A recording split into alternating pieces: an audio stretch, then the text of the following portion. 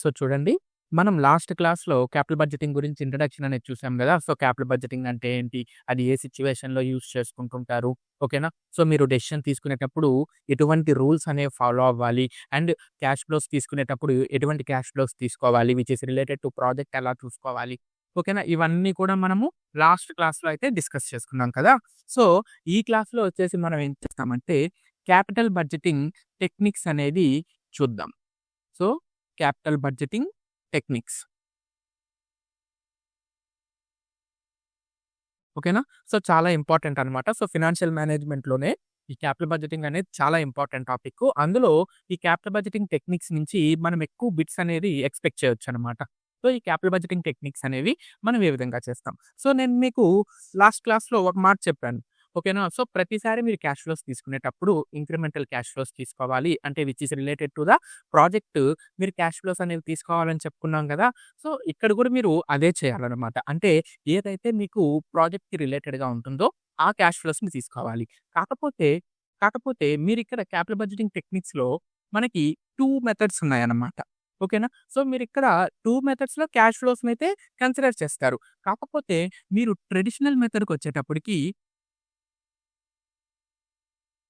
Traditional మెథడ్‌కొచ్చేటప్పటికి time value of మనీని consider చేయరనమాట. ఓకేనా? అంటే ఇక్కడ మీరు ఎటువంటి ఇంట్రెస్ట్ రేట్స్‌ని కూడా మీరు అప్లై అయితే చేయరనమాట. సో ట్రెడిషనల్ మెథడ్‌లో time value of money not considered.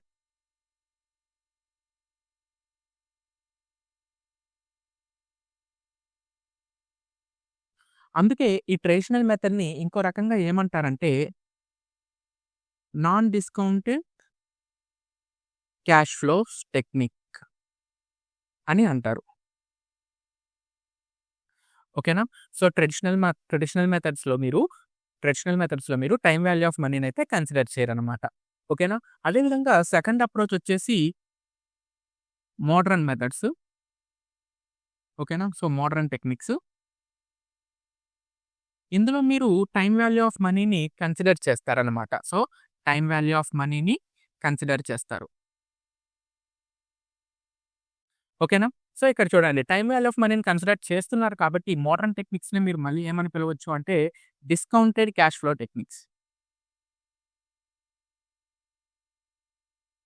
Discounted cash flow techniques. So ఇక్కడ చాలా మందికి డౌట్ ఏంటి అంటే, సార్ ఇంతకీ టైమ్ వాల్యూ ఆఫ్ మనీ అంటే ఏంటి? టైమ్ వాల్యూ ఆఫ్ మనీ అంటే ఏంటి? సో చూడండి, మీకు ఫినాన్షియల్ మేనేజ్‌మెంట్‌లో ఒక గోల్డెన్ రూల్ ఉంటుంది.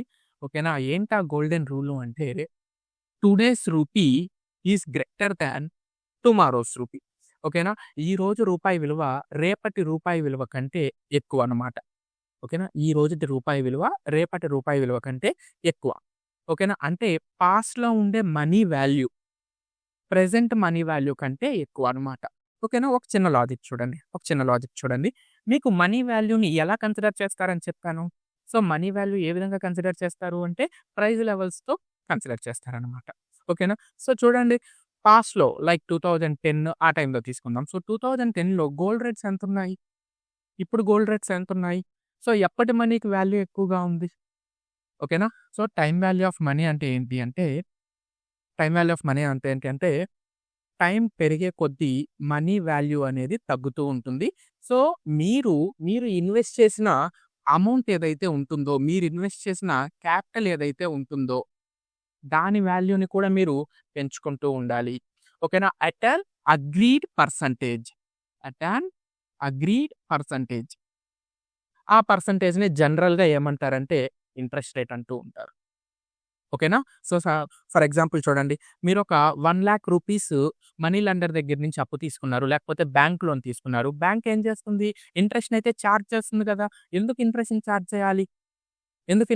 చేయాలి? ఒకటే లాజిక్ చూడండి. ఒకవేళ ఆ మనీ లెండర్ మీకు గాని అప్పు ఇవ్వకుండా ఉంటే, అతను ఆ 1,00,000 వేరే ఇంకెక్కడైనా ఇన్వెస్ట్ చేసుంటే, ఓకేనా? అతనికి డబ్బులు ఎక్కువ వచ్చుండేవి గదా! అవునా కాదా? సో ఇక్కడ ఇంకో పాయింట్ ఏంటి అంటే మనీ వాల్యూ అనేది, క్యాష్ ఫ్లోస్ అనేవి టైమ్ వాల్యూని కన్సిడర్ చేసుకుంటూ ఉండాలి. ఓకేనా? సో ట్రెడిషనల్ అప్రోచ్‌లో టైమ్ వాల్యూని పెద్ద కన్సిడర్ చేయరనమాట. బట్ మోడర్న్ అప్రోచ్‌కొచ్చేటప్పటికి టైమ్ వాల్యూని ఖచ్చితంగా కన్సిడర్ అయితే చేస్తారనమాట. ఓకేనా? ఇక్కడ ట్రెడిషనల్ మెథడ్స్‌లో మళ్ళీ 2 ఉంటాయి. ఏంటంటే అవి accounting rate of return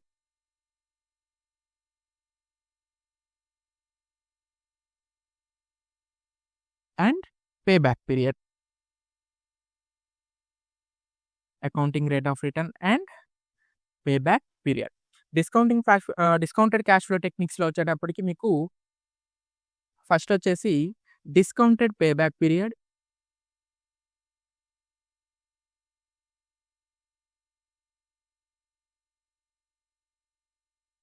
profitability index,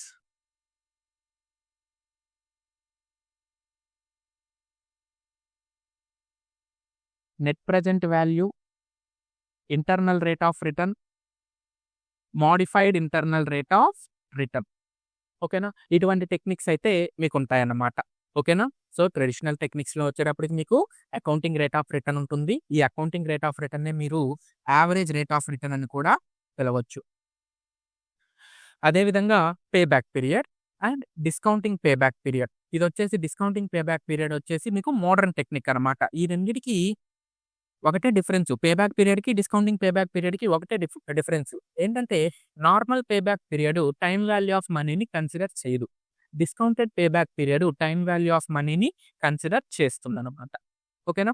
అదేవిధంగా profitability index, net present value, internal rate of return, modified internal rate of return. So, ఇవన్నీ కూడా మీకు మోడర్న్ టెక్నిక్స్. ఇవి 2 వచ్చేసి మీకు ట్రెడిషనల్ టెక్నిక్స్ అనమాట. ఓకేనా? సో, ఇప్పుడు మనము ఒక్కొక్క దాని గురించి ఎలాబరేట్‌గా తెలుసుకుందాం. ఓకేనా? అందులో ఫస్ట్‌ది accounting rate of return or average rate of return.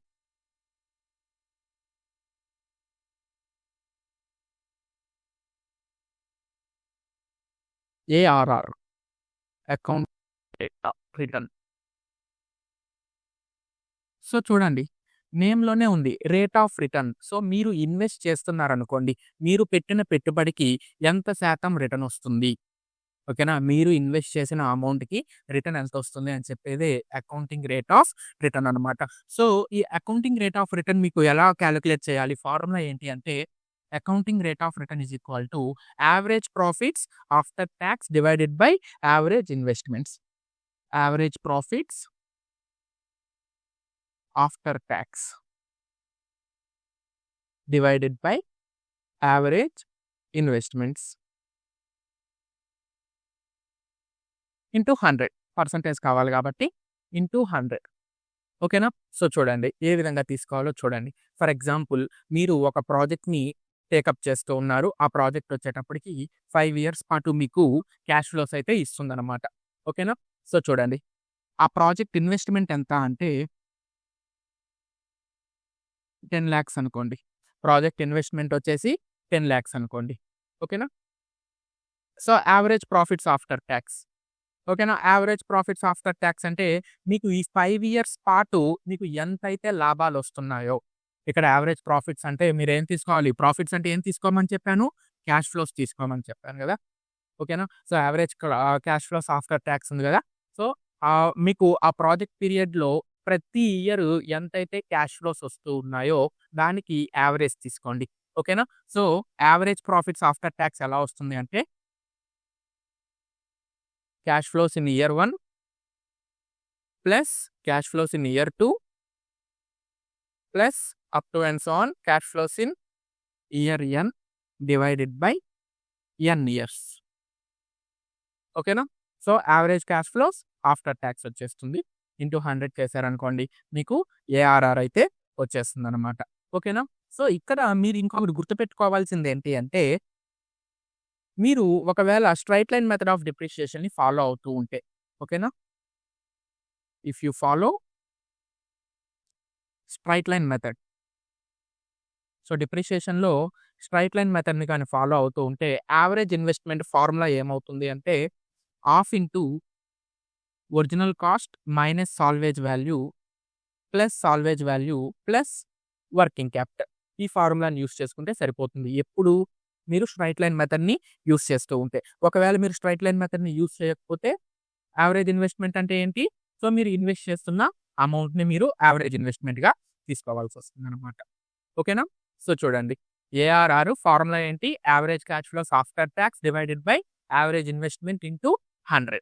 ఓకేనా? Average cash flows after tax ఎలా వస్తుంది? సో, ఫర్ ఎగ్జాంపుల్ చూడండి, మీరు 5 ఇయర్స్ పాటు 5 ఇయర్స్ పాటు మీకు ప్రాజెక్ట్ ద్వారా క్యాష్ ఫ్లోస్ వస్తున్నాయనుకోండి. సో, ఆ క్యాష్ ఫ్లోస్ అన్నీ యాడ్ చేసుకోవాలి. డివైడెడ్ బై 5 ఇయర్స్ చేస్తే మీకు average cash flows after talks అనేది వచ్చేస్తుందనమాట. సో, ఫైనల్‌గా యావరేజ్ ఇన్వెస్ట్‌మెంట్. యావరేజ్ ఇన్వెస్ట్‌మెంట్ అంటే ఏంటి? మీరు ఎంత ఇన్వెస్ట్‌మెంట్ పెట్టారు? ఓకేనా? ఎంత ఇన్వెస్ట్‌మెంట్ పెట్టారు? 10 లాక్స్ పెట్టారు. ఓకేనా? నెక్స్ట్ ఒకవేళ గాని మీరు స్ట్రెయిట్ లైన్ మెథడ్ ఆఫ్ డిప్రిషియేషన్‌ని ఫాలో అవుతున్నారనుకోండి, యావరేజ్ ఇన్వెస్ట్‌మెంట్‌కి ఫార్ములా మారిపోతుంది. Half into original cost minus salvage value plus working capital. ఈ ఫార్ములానైతే మీరు యూజ్ చేసుకుంటారనమాట. ఓకేనా? సో, ఈ విధంగా మీరు ఏఆర్ఆర్‌నైతే కాలిక్యులేట్ చేస్తారు. సో, ఇక్కడ ఏఆర్ఆర్ అనేది ఎందుకు యూజ్ అవుతుంది? సో, ఇక్కడ క్లియర్‌గా చూడండి. ఏఆర్ఆర్ అనేది ఎందుకు యూజ్ అవుతుంది అంటే, ఫస్ట్ ఆఫ్ ఆల్ మీ మినిమమ్ రేట్ ఆఫ్ రిటర్న్‌ని మీరు ఫిక్స్ అయ్యి ఉంటారు కదా! సో, నేను ఇన్వెస్ట్‌మెంట్ ఎంత చేస్తున్నాను? నేను ఒక 10 లాక్స్ ఇన్వెస్ట్ చేస్తున్నాను. నాకు 15% రిటర్న్ వస్తే చాలు. నాకు 15% రిటర్న్ వస్తే చాలు అని అనుకుంటున్నారు గదా! సో, మీరు ఆ 15%ని రీచ్ అవుతున్నారా లేదా? అని కాలిక్యులేట్ చేయడానికి ఏఆర్ఆర్ అయితే యూజ్ అవుతుందన్నమాట. ఓకేనా? So, deciding minimum rate of return.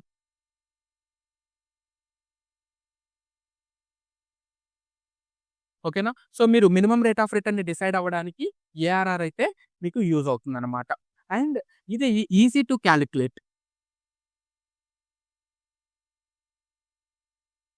Easy to calculate. ఓకేనా? సో, మీరు ఏఆర్ఆర్ కాలిక్యులేట్ చేసేటప్పుడు ప్రెజెంట్ వాల్యూ ఎంత? ఫ్యూచర్ వాల్యూ ఎంత? ఇటువంటి కన్‌ఫ్యూజన్ ఏం లేకుండా మీరు ఏఆర్ఆర్‌నైతే ఈజీగా కాలిక్యులేట్ చేసేసేయొచ్చనమాట. సో, ఈజీగా మీరు కాలిక్యులేట్ చేసేయొచ్చు. చెప్పాను గదా! ఈ ఫార్ములాని యూజ్ చేసుకుంటే మీరు ఏఆర్ఆర్‌నైతే కాలిక్యులేట్ చేసేసేయొచ్చు. ఓకేనా? పెద్ద కన్‌ఫ్యూజన్ అయ్యే అవకాశం అయితే ఉండదు ఏఆర్ఆర్‌లో. ఓకేనా? ఒకవేళ నెక్స్ట్ కన్సిడర్ డిప్రిషియేషన్. సో, డిప్రిషియేషన్‌ని కన్సిడర్ చేస్తుందనమాట. ఓకేనా? సో, డిప్రిషియేషన్‌ని కన్సిడర్ చేస్తుంది కాబట్టే ఒకవేళ మీరు గాని స్ట్రెయిట్ లైన్ మెథడ్‌ని యూజ్ చేస్తూ ఉంటే ఇన్వెస్ట్‌మెంట్‌కి ఫార్ములా కూడా చెప్పేస్తుందనమాట. ఓకేనా? And consider terminal cash flows. So, terminal cash ఫ్లోస్‌ని కూడా కన్సిడర్ చేస్తుంది. మనం నిన్నటి క్లాస్‌లో చెప్పుకున్నాం కదా! వర్కింగ్ క్యాపిటల్‌ని ఇయర్ 1లో మీరు అవుట్‌ఫ్లోగా తీసుకోవాలి. అండ్ టెర్మినల్ ఇయర్‌లో మీరేం తీసుకోవాలి? ఇన్‌ఫ్లోగా తీసుకోవాలని చెప్పారు కదా! సో, ఏఆర్ఆర్ కాలిక్యులేట్ చేసేటప్పుడు కూడా మీరేం చేయాలి అంటే, టెర్మినల్ క్యాష్ ఫ్లోస్ ఏమన్నా ఉంటే దాన్ని ఇయర్ 1లో మీరు జీరోగా తీసుకోవాలి. అంటే అవుట్‌ఫ్లోగా తీసుకోవాలి. ఇయర్ ఇయర్ ఎండ్ వచ్చేటప్పటికి అంటే last year of the project వచ్చేటప్పటికి ఆ టెర్మినల్ క్యాష్ ఫ్లోస్ మీరు ఇన్‌ఫ్లోస్‌గా అయితే తీసుకోవాలన్నమాట. ఓకేనా? సో, డిసడ్వాంటేజెస్ వచ్చేటప్పటికి ఇది టైమ్ వాల్యూ ఆఫ్ మనీని కన్సిడర్ చెయ్యదు. ఓకేనా? So, do not consider time value of money. So, time value of మనీని కన్సిడర్ చేయదు. అంటే ఇంట్రెస్ట్ రేట్లు మీరు ఫిక్స్ అవ్వడం కష్టంగా ఉంటుంది. ఓకేనా? నెక్స్ట్ కాస్ట్ ఆఫ్ క్యాపిటల్‌ని కూడా కన్సిడర్ చేయదనమాట. ఓకేనా? సో, ఇవి మీరు డిసడ్వాంటేజెస్‌గా చెప్పుకోవచ్చు. ఓకేనా? నెక్స్ట్ వచ్చేసి మీరు ఏఆర్ఆర్‌ని బేస్ చేసుకొని యాక్సెప్ట్ ఆర్ రిజెక్ట్ డెసిషన్ ఎలా తీసుకుంటారు? ఓకేనా? సో, ఏఆర్ఆర్‌ని బేస్ చేసుకొని యాక్సెప్ట్ ఆర్ రిజెక్ట్ డెసిషన్ ఎలా తీసుకుంటారు? అంటే సింగిల్ ప్రాజెక్ట్ ఉంది. దాన్ని యాక్సెప్ట్ చేయాలా? లేకపోతే రిజెక్ట్ చేయాలా? అని చెప్పి డెసిషన్ ఎలా తీసుకుంటారు? చూడండి. ఏఆర్ఆర్‌ని బేస్ చేసుకొని మీరు యాక్సెప్ట్ ఆర్ రిజెక్ట్ డెసిషన్ ఎలా తీసుకుంటారు అంటే, ఈ పాయింట్ చెప్పుకున్నాను గదా! So, minimum rate of return కంటే ఏఆర్ఆర్ ఎక్కువగా ఉందనుకోండి. మినిమమ్ రేట్ ఆఫ్ రిటర్న్ కంటే ఏఆర్ఆర్ ఎక్కువగా ఉందనుకోండి. మీరేం చేస్తారు? ప్రాజెక్ట్‌ని యాక్సెప్ట్ చేస్తారు. ఓకేనా? మినిమమ్ రేట్ ఆఫ్ రిటర్న్ కంటే ఏఆర్ఆర్ ఎక్కువగా ఉంటే మీరు ప్రాజెక్ట్‌నైతే యాక్సెప్ట్ చేస్తారు. అలా కాకుండా మినిమమ్ రేట్ ఆఫ్ రిటర్న్ కంటే ఏఆర్ఆర్ తక్కువగా ఉంటే ప్రాజెక్ట్‌ని రిజెక్ట్ చేస్తారు. నెక్స్ట్ వచ్చేటప్పటికి mutually exclusive projects. So, mutually exclusive ప్రాజెక్ట్స్‌లో ఏ విధంగా చేస్తారు? ఓకేనా? సో, మ్యూచువల్లీ ఎక్స్‌క్లూజివ్ ప్రాజెక్ట్స్‌లో ర్యాంకింగ్ అనేది ఇస్తారనమాట. సో, నిన్న చెప్పాను గదా! మ్యూచువల్లీ ఎక్స్‌క్లూజివ్ ప్రాజెక్ట్ అంటే ఏంటి? Acceptance of one project leads to rejection of another alternative projects. ఓకేనా? సో, మీ దగ్గర 4 ప్రాజెక్టులున్నాయి. Project A, project B, project C, project D. ఓకేనా? 4 ప్రాజెక్ట్స్‌కి మీరు ఇండివిడ్యువల్‌గా ఏఆర్ఆర్‌ని కాలిక్యులేట్ చేశారు. ఓకేనా? ప్రాజెక్ట్ ఏకి సెకండ్ ర్యాంక్ వచ్చింది. ప్రాజెక్ట్ బికి ఫస్ట్ ర్యాంక్ వచ్చింది. ప్రాజెక్ట్ సికి థర్డ్ ర్యాంక్ వచ్చింది. ప్రాజెక్ట్ డికి ఫోర్త్ ర్యాంక్ వచ్చింది. ఓకేనా? సో, ఇప్పుడు మీరు ఏ ప్రాజెక్ట్‌ని సెలెక్ట్ చేసుకుంటారు? ప్రాజెక్ట్ బినైతే సెలెక్ట్ చేసుకుంటారనమాట. ఓకేనా? సో, మ్యూచువల్లీ ఎక్స్‌క్లూజివ్ ప్రాజెక్ట్స్‌లో మీరు ఈ విధంగా ర్యాంకింగ్ ఇచ్చుకొని, ఏఆర్ఆర్ ప్రకారం ర్యాంకింగ్‌లు ఇచ్చుకొని మీరు దేనికైతే ఫస్ట్ ర్యాంక్ వస్తుందో ఆ ర్యాంక్ వచ్చిన ప్రాజెక్ట్‌నైతే మీరు సెలెక్ట్ చేసుకుంటారనమాట. ఓకేనా? అర్థమైందా? అర్థమైందా? సో, ఈ విధంగా మీరు ఏఆర్ఆర్‌నైతే కాలిక్యులేట్ చేస్తారు.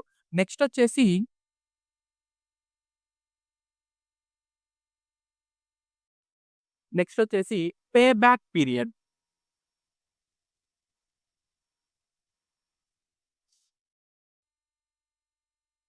సో, నెక్స్ట్ వచ్చేసి పే బ్యాక్ పీరియడ్. సో, పేరులోనే ఉంది. Pay back period. రిటర్న్ ఎప్పుడు పే చేస్తారు? రిటర్న్ ఎన్ని సంవత్సరాల లోపల పే చేస్తారు? Pay back period. ఓకేనా? సో, మీరు పెట్టిన ఇన్వెస్ట్‌మెంట్ అనేది ఎన్ని సంవత్సరాల లోపల రిటర్న్ వస్తుంది అనైతే మీరిక్కడ కాలిక్యులేట్ చేస్తారనమాట. ఈ పే బ్యాక్ పీరియడ్‌ని మీరు 2 రకాలుగా అంటే 2 సిట్యుయేషన్స్‌లో కాలిక్యులేట్ చేయొచ్చనమాట. ఫస్ట్ ఏంటంటే ఈక్వల్ క్యాష్ ఇన్‌ఫ్లోస్ ఉండేటప్పుడు. సెకండ్ ఏంటంటే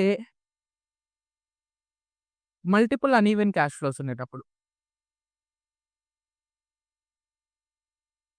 సో, ఈక్వల్ క్యాష్ ఫ్లోస్ ఉండేటప్పుడు, మల్టిపుల్ అన్‌ఈవెన్ క్యాష్ ఫ్లోస్ ఉన్నప్పుడు 2 రకాలుగా 2 సిట్యుయేషన్స్‌లో మీరు పే బ్యాక్ పీరియడ్‌ని కాలిక్యులేట్ అయితే చేయాల్సొస్తుందనమాట. సో, ఈక్వల్ క్యాష్ ఫ్లోస్ అంటే ఏంటి? మీరు ఇన్వెస్ట్‌మెంట్ చేశారు. ప్రతి సంవత్సరం కూడా మీకు 10,000 లెక్కనొస్తుంది. ఫస్ట్ ఇయర్‌లో 10,000 వస్తుంది. సెకండ్ ఇయర్‌లో 10,000 వస్తుంది. థర్డ్ ఇయర్‌లో 10,000 వస్తుంది. ఫోర్త్ ఇయర్‌లో 10,000 వస్తుంది. ఫిఫ్త్ ఇయర్‌లో కూడా మీకు 10,000 వస్తుంది. ఓకేనా? ఎవ్రీ ఇయర్ క్యాష్ ఫ్లోస్ అనేవి ఈక్వల్‌గా ఉంటే దాన్నేమంటారంటే ఈక్వల్ క్యాష్ ఇన్‌ఫ్లోస్ అంటారనమాట. సో, ఈక్వల్ క్యాష్ ఇన్‌ఫ్లోస్ ఉండేటప్పుడు పే బ్యాక్ పీరియడ్ ఏ విధంగా కాలిక్యులేట్ చేస్తారో చూద్దాం మనం ఒకసారి. ఇప్పుడు మీరు ఇన్వెస్ట్‌మెంట్ 30,000 పెట్టారనుకుందాం. ఇనిషియల్ ఇన్వెస్ట్‌మెంట్ ఎంతంటే 30,000. సో, ఇప్పుడు పే బ్యాక్ పీరియడ్ ఎన్ని సంవత్సరాలకి? అంటే మీరు పెట్టిన 30,000 ఎన్ని సంవత్సరాల కల్లా మీకు రిటర్న్ వచ్చేస్తాయి? చూడండి. చూడండి. చూడండి. సో, ఈక్వల్ క్యాష్ ఫ్లోస్ అప్పుడు పే బ్యాక్ పీరియడ్ ఫార్ములా ఏంటి అంటే initial investment divided by cumulative cash flows. Cumulative cash flows. ఓకేనా? సో, చూడండి. చూడండి. Sorry. Equal investment divided by annual cash flows. So, చూడండి ఇనిషియల్ ఇన్వెస్ట్‌మెంట్ ఎంత? 30,000 divided by annual cash inflows ఎంత? 10,000. అంటే మీ pay back period ఎంత? 3 ఇయర్స్. సో, 3 ఇయర్స్‌లో మీరు పెట్టిన ఇన్వెస్ట్‌మెంట్ అనేది రిటర్న్ అయితే వచ్చేస్తుందనమాట. ఓకేనా? నెక్స్ట్ చూడండి. Multiple uneven cash flows. So, ఈ మల్టిపుల్ అన్‌ఈవెన్ క్యాష్ ఫ్లోస్ అంటే ఎవ్రీ ఇయర్ క్యాష్ ఫ్లోస్ ఈక్వల్‌గా ఉండవనమాట. సో, చూడండి ఫస్ట్ ఇయర్‌లో 10,000 వచ్చింది. సెకండ్ ఇయర్‌లో 15,000 వచ్చింది. థర్డ్ ఇయర్‌లో 12,000 వచ్చింది. ఫోర్త్ ఇయర్‌లో 15,000 వచ్చింది. ఫిఫ్త్ ఇయర్‌లో 10,000 వచ్చింది. ఓకేనా? లేకపోతే ఫిఫ్త్ ఇయర్‌లో 18,000 వచ్చింది. ఓకేనా? సో, ఇప్పుడు చూడండి. మీ ఇనిషియల్ ఇన్వెస్ట్‌మెంట్ ఎంత అంటే 40,000 అని తీసుకుందాం. ఇనిషియల్ ఇన్వెస్ట్‌మెంట్ ఎంత? 40,000. ఇక్కడ చూడండి ఇయర్ మొత్తం కూడా మీకు ఈక్వల్ క్యాష్ ఫ్లోస్ ఉన్నాయా?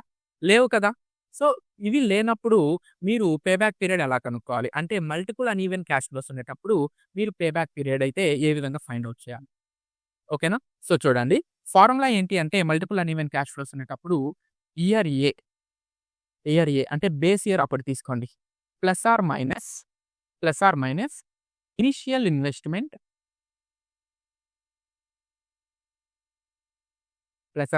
Initial investment minus cumulative cash flows in year A divided by cash flows in year B. So, మీరు ఈ ఇయర్ ఏ, ఇయర్ బి ఏ విధంగా తీసుకోవారో నేను చెప్తాను చూడండి ఒకసారి. సో, ఇక్కడ మీరు క్యుములేటివ్ చేయండనమాట. ఓకేనా? సో, క్యుములేటివ్ క్యాష్ ఫ్లోస్ రాసుకోండి. ఫస్ట్ ఇయర్ 10,000 ఇలానే రాసేసుకోండి. సెకండ్ ఇయర్ 10 + 15 ఎంతవుతుంది? 25,000. థర్డ్ ఇయర్ 25 + 12 ఎంతవుతుంది? 37,000. Fourth year 37,000 + 15,000. 37,000 + 15,000. ఓకేనా? సో, ఎంతవుతుంది? 53,000. నెక్స్ట్ 53,000 + 18,000. ఓకేనా? సో, 53,000 + 18,000 ఎంతవుతుంది? 71,000 అవుతుంది. ఓకేనా? సో, మీ ఇనిషియల్ ఇన్వెస్ట్‌మెంట్ ఎంత? 40,000 గదా! ఈ 40,000 క్యుములేటివ్ క్యాష్ ఫ్లోస్‌లో ఏ ఇయర్స్ మధ్యలో ఉన్నాయో చూసుకోండి. ఈ రెండిటి మధ్యలోనే కదా ఉండేది 40,000 అనేది. అవునా కదా! ఈ రెండిటి మధ్యలోనే ఉంది. ఓకేనా? సో, ఈ ఫస్ట్ ఉంది గదా! దీన్ని ఇయర్ ఏ అనుకోండి. దీన్ని ఇయర్ బి అనుకోండి. ఓకేనా? ఫార్ములాలో ఈజీగా సబ్‌స్టిట్యూట్ చేసేసేయొచ్చు. ఇయర్ ఏ అంటే third year ± initial cash flows ఎంతున్నాయి? 40,000 ఉన్నాయి. Minus cumulative cash flows in year A ఎంతుంది? 37,000 ఉంది. Divided by cash flows in year B ఎంతుంది? 15,000 ఉంది. ఓకేనా? సో, 3 ఇయర్స్ ప్లస్ 40,000 నుంచి 37,000 తీసేస్తే 3,000 డివైడెడ్ బై 15,000 3/15 అంటే 1/5. ఓకేనా? 1/5 అంటే ఎంత? 0.2. ఓకేనా? సో, 3 + 0.2 ఎంత? 3.2 ఇయర్స్‌లో మీరు పెట్టిన పెట్టుబడైతే మీకు రిటర్న్ అయితే వచ్చేస్తుందనమాట. ఓకేనా? సో, ఈ విధంగా మీరు మల్టిపుల్ అన్‌ఈవెన్ క్యాష్ ఫ్లోస్‌కైతే పే బ్యాక్ పీరియడ్ అయితే మీరు కాలిక్యులేట్ చేస్తారు. సో, దీనివల్ల అడ్వాంటేజ్ ఏంటి అంటే మీకు ఎగ్జాక్ట్‌గా మీరు పెట్టిన పెట్టుబడి ఎన్ని సంవత్సరాల్లో రిటర్న్ వస్తుందో మీకు తెలిసిపోతుంది. ఓకేనా? డిసడ్వాంటేజ్ ఏంటి? టైమ్ వాల్యూ ఆఫ్ మనీని ఇక్కడ కూడా మీరు కన్సిడర్ చేయట్లేరు. ఓకేనా? అడ్వాంటేజ్ ఏంటి? మీరు ఎన్ని రోజుల్లో ఇన్వెస్ట్‌మెంట్ పెట్టారో, అది ఎన్ని రోజుల్లో రిటర్న్ వస్తుందనైతే మీరు పే బ్యాక్ పీరియడ్‌లో ఈజీగా కనుక్కోవచ్చు. డిసడ్వాంటేజ్ ఏంటి అంటే టైమ్ వాల్యూ ఆఫ్ మనీని కన్సిడర్ చేయదిది. అదే విధంగా ఇంట్రెస్ట్ రేట్‌లని కూడా కన్సిడర్ చేయదు. డిస్కౌంటింగ్ ఫ్యాక్టర్స్‌ని కూడా కన్సిడర్ చేయదు. ఓకేనా? సో, అర్థమైందా? నెక్స్ట్ చూడండి. ఈ పే బ్యాక్ పీరియడ్‌లో మీరు ప్రాజెక్ట్‌లని ఎప్పుడు యాక్సెప్ట్ చేస్తారు? ఎప్పుడు రిజెక్ట్ చేస్తారు? ఒకవేళ ప్రాజెక్ట్ కానీ యాక్సెప్ట్ ఆర్ రిజెక్ట్ డెసిషన్ మీద ఉంటే. ఓకేనా? Project accept or reject decision మీద ఉందనుకోండి. అంటే సింగిల్ ప్రాజెక్ట్ ఉంది. దాన్ని యాక్సెప్ట్ చేయాలా? రిజెక్ట్ చేయాలా? ఓకేనా? సో, మినిమమ్ యాక్సెప్టబుల్ టైమ్ ఉంటుంది గదా! Minimum acceptable time. ఈ మినిమమ్ యాక్సెప్టబుల్ టైమ్ కంటే కూడా పే బ్యాక్ పీరియడ్ ఎక్కువగా ఉంటే రిజెక్ట్ చేస్తారు. మినిమమ్ యాక్సెప్టబుల్ టైమ్ కంటే కూడా పే బ్యాక్ పీరియడ్ తక్కువగా ఉంటే యాక్సెప్ట్ చేస్తారనమాట. ఓకేనా? So, minimum acceptable time greater than pay back period. అంటే పే బ్యాక్ పీరియడ్ తక్కువగా ఉంది. మినిమమ్ యాక్సెప్టబుల్ టైమ్ ఎక్కువగా ఉంది. ఏం చేస్తారు? యాక్సెప్ట్ చేస్తారు. అంటే మీరు 4 ఇయర్స్‌లో రిటర్న్ వస్తుంది అనుకుంటే మీకు 3 ఇయర్స్‌లోనే రిటర్న్ వచ్చేసింది. ఏం చేస్తారు? ప్రాజెక్ట్‌ని యాక్సెప్ట్ చేస్తారు. Minimum acceptable time less than pay back period. ఏం చేస్తారు? రిజెక్ట్ చేస్తారు. అంటే మీకు 3 ఇయర్స్‌లో రిటర్న్స్ వస్తాయనుకుంటే పే బ్యాక్ పీరియడ్ కాలిక్యులేట్ చేస్తే 4 ఇయర్స్ వచ్చింది. ఏం చేస్తారు? ప్రాజెక్ట్‌ని రిజెక్ట్ చేస్తారు. ఓకేనా? మరి మ్యూచువల్లీ ఎక్స్‌క్లూజివ్‌లో అయితే? సో, మ్యూచువల్లీ ఎక్స్‌క్లూజివ్‌లో ఏం చేస్తారు? ప్రాజెక్ట్స్‌కి ర్యాంకులు ఇస్తారనమాట.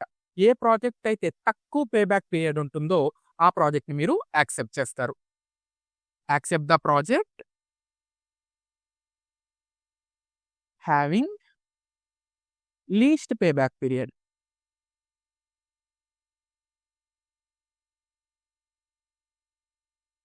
ఓకేనా?